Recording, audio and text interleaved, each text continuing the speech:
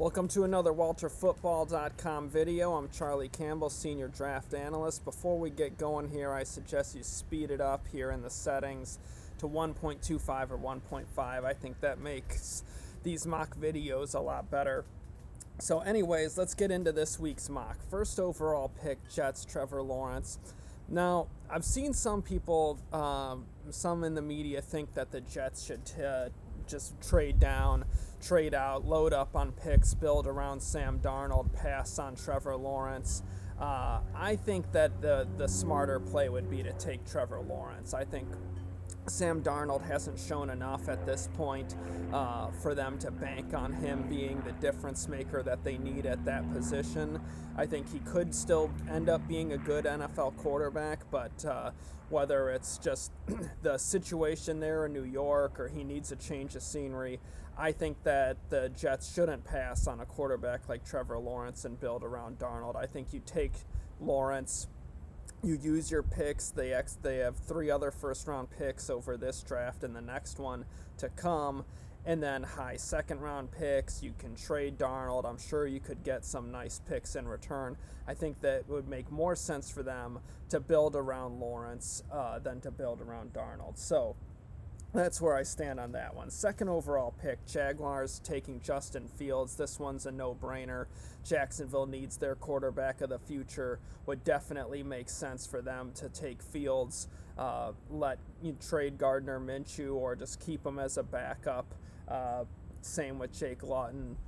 2 young quarterbacks who've looked good at times. But take Fields, build around him, be that future of the franchise for Jacksonville. Third overall pick, I have Washington taking Trey Lance. I mean, obviously the Redskins regime there with Ron Rivera, Scott Turner, the offensive coordinator, are not sold on Dwayne Haskins. He got a pretty early hook, all things considered, this season. And then when Kyle Allen gets hurt, they put in Alex Smith. They don't go back to Haskins. So I think the writing is on the wall there in terms of how they feel about him. So if they have a shot at one of these top quarterbacks, I would be surprised if Washington passed on one, unless they added a veteran in free agency or did a trade for someone like Sam Darnold, for example. So that's going to be an interesting situation to see in the offseason, the quarterback, what they do at quarterback with the Redskins. Fourth overall, I have the Cowboys taking Gregory Rousseau, the defensive end from Miami. Obviously, Dallas's defense needs a lot of help. Rousseau could be the best prospect available defensively in this draft. I think he might be a little bit overrated. 1-year wonder, so there is some risk factor with him, but obviously Dallas needs a ton of help on defense. Aldon Smith, Everson Griffin, they're on the wrong side of 30. They're going to need to be replaced before too long, regardless of the season they have this year. And so Rousseau would give them a rusher to go with DeMarcus Lawrence. Rousseau can move inside in the sub package, so you could still have those veterans in the immediate future, and now you've upgraded your rush significantly. So Rousseau to the Cowboys. Fifth overall, I have the Chargers taking Penei Sewell, the left tackle from Oregon, reuniting him with Justin Herbert, giving Herbert that long-term blindside protector. I think that'd be a really nice pick for the Chargers. Sixth overall, Dolphins on the clock here with their pick from the Texans in the Laramie Tunsil trade. I have the Dolphins taking Jamar Chase, not because receiver is such a huge need on their roster. They actually are pretty good at the position, but Chase is just too good of a value for them to pass up. And to give a young quarterback like Tua Tagovailoa, a wide receiver like Chase, never a bad idea. Combine him with Devontae Parker. You have an elite tandem, affordable tandem as well, contractually. And now you're really helping your young quarterback with some dynamic playmakers in Chase and Devontae Parker on the outside. So just from a value perspective, I think it's too good a deal for Miami to pass up if they have Chase available when they're picking, say, 5 to 10 range, depending on how many games Houston wins down the stretch. If they have a shot at Chase, I think they shouldn't pass on him. Seventh overall, I have the Bengals taking Alex Leatherwood. Obviously, their offensive line has been bad this season. They got to upgrade that unit to protect Joe Burrow. Jonah Williams is versatile. You could slide him inside to guard or center, move him to right tackle.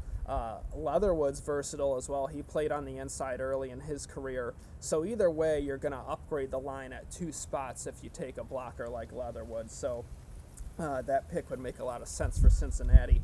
8th overall, I have the Giants taking Carlos Basham, defensive end from Wake Forest. Now, the Giants need wide receiver help, but they miss out on Chase here. This might be a little high in the first round for Jalen Waddle because of the injury. We'll see how things play out in the months to come with the reports and if he can work out before the draft. But if the Giants don't really feel comfortable with taking a receiver, if they miss out on Chase, they could use more pass rush. Basham is a tough player, fun to watch, quick for his size, really strong build, versatile defender, plays hard, would really upgrade that Giants pass rush. 9th overall, Panthers, I have them taking Micah Parsons, a linebacker from Penn State. Carolina's linebackers looked atrocious last week against Tampa Bay. They've looked bad all year with the exception of Shaq Thompson and Jeremy Chinn's kind of a safety linebacker hybrid who's played well as a rookie. Shaq Thompson's played well, but they've really missed Luke Kuechly this year. Parsons would really help their defense. They need a lot of help defensively. So that would make a lot of sense for Carolina. 10th overall, I have the Falcons taking Christian Barmore, defensive tackle from Alabama. Give them another rusher to go on the inside next to Grady Jarrett, improve that size up of the Falcons' defensive line. They've needed to get bigger for a few years, so it makes sense to add some more size inside there, and also a guy who can rush the passer given the teams they play in that division with Tom Brady and Breeze and Bridgewater, the passing attacks from those 3 teams. You're really going to need to get after the quarterback, so that would make sense for Atlanta. 11th overall, the Broncos. I have them taking J.C. Horn, the cornerback from South Carolina.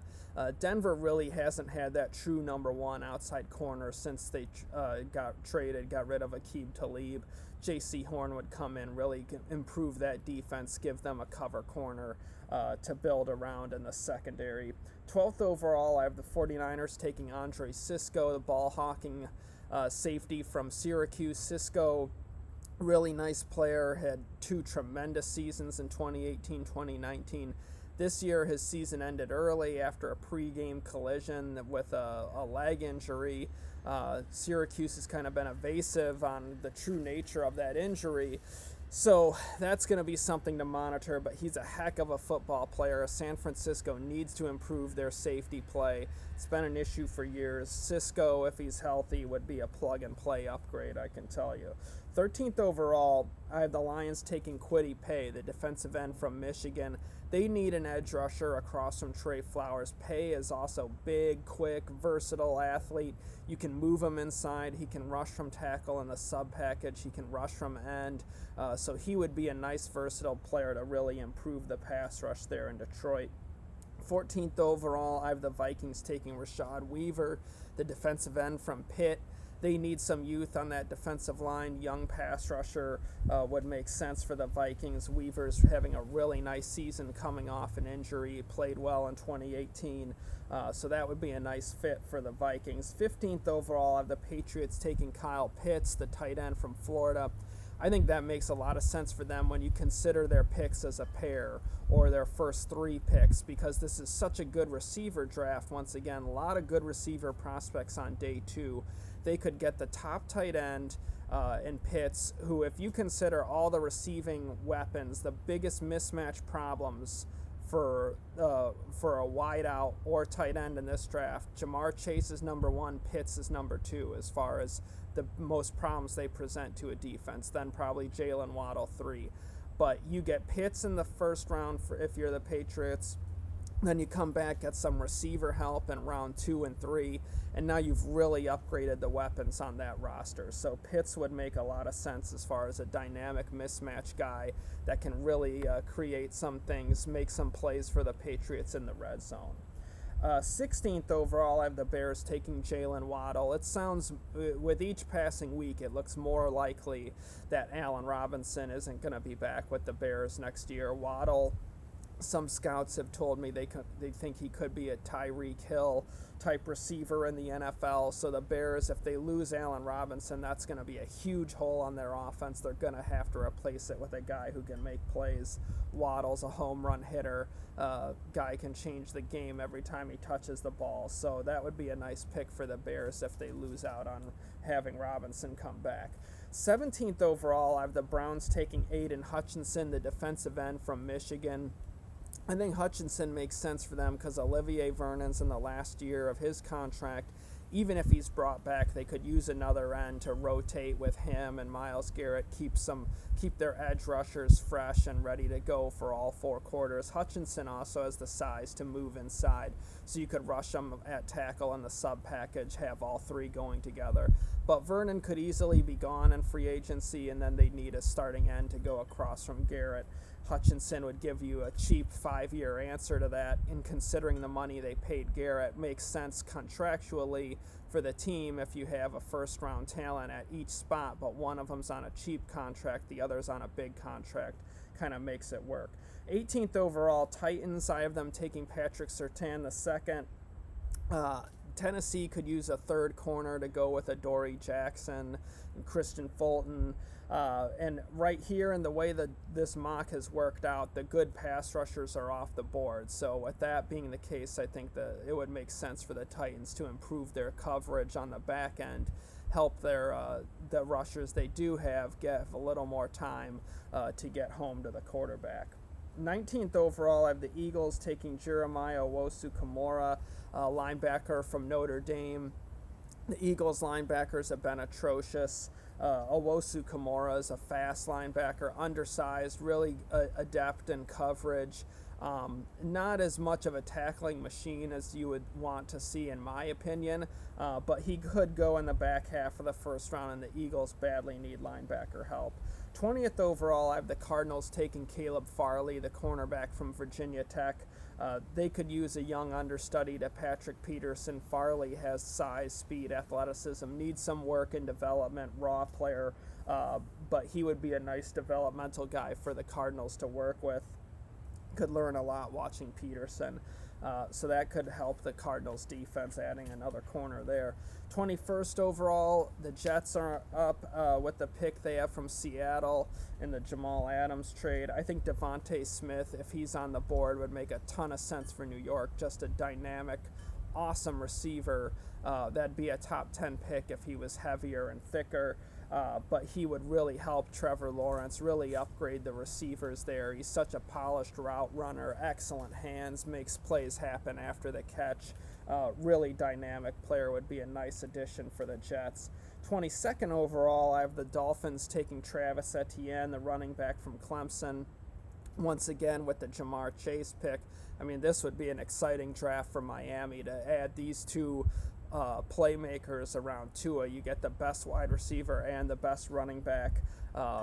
Etienne would be a really nice check down option for Tua with what Etienne does in the passing game. He's much improved this year. He came back to improve as a receiver, and he's really done it. I mean, you can throw a check down to him, and with his speed and quickness, he's a threat to rip off 10, 20 yards.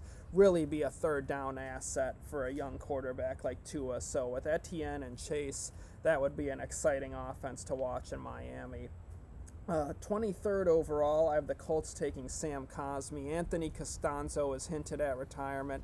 He's going to be in the last year of his contract in 2021, so you could take a player like Cosmi, develop him, help him get stronger at the pro level.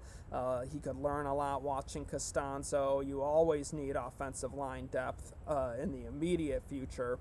And then eventually he could be that starting left tackle and maintain that offensive line dominance that the Colts have enjoyed over the past few seasons. 24th overall, I have the Ravens taking Paris Ford, the safety from Pitt. They need a replacement for Earl Thomas. Ford would be a great fit in that Baltimore defense. He's physical, instinctive, fast, really nice player, fun to watch. I definitely think the Ravens would be pleased adding him to that secondary. Really fits that Baltimore mentality. 25th overall, I have the Jaguars taking Javon Holland, the safety from Oregon. Another ball-hawking safety, dangerous guy to throw against in the back end. A bit undersized, but really good instincts. Versatile in coverage with what you can do. He's dynamic in that you can line him up against slot receivers. He can play free safety. Really nice player. And what the Jags secondary has just been god awful this year outside of C.J. Henderson. So they need a few safeties and more corners around him. They just got to rebuild that whole unit. So I definitely think Holland would be a plug-and-play upgrade for them. 26th overall, I have the Raiders taking Trey Hill. Gabe Jackson could be a cap casualty after this season. Richie Incognito is aging. He could retire pretty much at any point now. So you take a player like Hill, who plays center for Georgia, but he has the size to play guard. You could put him at guard in the immediate future, and then when Rodney Hudson ages out, you could move Hill to center. But the offensive line has been a huge factor in why the Raiders have gotten off to a 6-3 start. They've had to test their depth, and those guys have stepped up for them. But they could use some youth on the inside there, and I think Hill would really help Las Vegas. 27th overall, I have the Bucks taking Jay Tafule, the defensive tackle from USC. Ndamukong Suh is aging. He's on a year-to-year basis at this point of his career. Tafule would give them a cheap 5-year solution to pair with Vita Vea. Would be a nice player for Tampa Bay. Even if Suh comes back, you can rotate the three, have some depth in case there's an injury, and really build up the inside of that defensive line for the immediate future and the long term. 28th overall, I have the Bills taking Wyatt Davis, the guard from Ohio State. Buffalo hasn't run the ball that well this year. I think it's kind of been disguised how much they've struggled running by Josh Allen and all the special plays he's made with his feet, and then just carrying that team offensively at times. So I think a way to really help them would be to improve that run blocking at the point of attack. Wyatt Davis is definitely that. He's a powerful run blocker, needs to improve his pass rush, but I think that's something. He has the skill set to do it, just needs coaching. I think Sean McDermott and that staff could really help him come along there. And it never is a bad idea to help protect your young franchise quarterback. So Davis would be a nice pick for the Bills. 29th overall, I have the Packers taking Jalen Mayfield, the right tackle from Michigan. You could slide him into guard. He can play right tackle. He's versatile. And I think Green Bay could use some young talent on that offensive line. And with Aaron Rodgers and how the team has fallen apart when he's had injuries, and then you're eventually moving on to Jordan Love, you're going to need strong offensive line play for both of those guys. So I think investing in a blocker like Mayfield would make sense for Green Bay, especially if there isn't a top receiver available. And the receivers at the end of the first round, there isn't a big drop-off with the guys you would get lower in the second round. So from a value perspective, if you're the Packers, I think it makes sense to take the offensive lineman where you're going to run out of prospects sooner, and then draw on the depth of receiver where you're getting better values in round 2. 30th overall, I have the Chiefs taking Shaun Wade, the cornerback from Ohio State. Kansas City could use some more cornerback help. I think Wade would be a nice fit there. He can play slot corner, can also play free safety. You could line him up on the outside. He needs more development as far as being an outside corner, but the potential is there. So I think that'd be a nice player for the Chiefs. 31st overall, I have the Saints taking Richard LeCounte, the safety from Georgia. Malcolm Jenkins has gotten picked on this season. He's aging, he's declining. They need an upgrade. LeCounte would definitely help them there at safety. 32nd overall, I have the Steelers taking Tyson Campbell, the cornerback from Georgia, big cornerback. Give them a guy to prepare behind Joe Hayden, can rotate, give them some depth in the immediate future, and then eventually take over for Hayden, who can't play forever. So that's this week's mock. I really appreciate you guys watching. Thank you so much. Please like the video and share it. Please subscribe to our channel. We'd really appreciate it. check the links below. I have links to our mocks, position rankings, and a whole lot more. Check out Walt's weekly pick videos. He and Jacob are doing a great job of handicapping games this year. They got them all clipped up as well if you want to zero in on specific games. So definitely check those out. Thank you guys so much for watching. I really appreciate it. I'll be back with another mock here next week. Every Saturday they're going up, so you can watch and listen while watching college football. So I really appreciate you guys. Thank you so much. Take care. Be safe. Be with you soon, and happy Thanksgiving.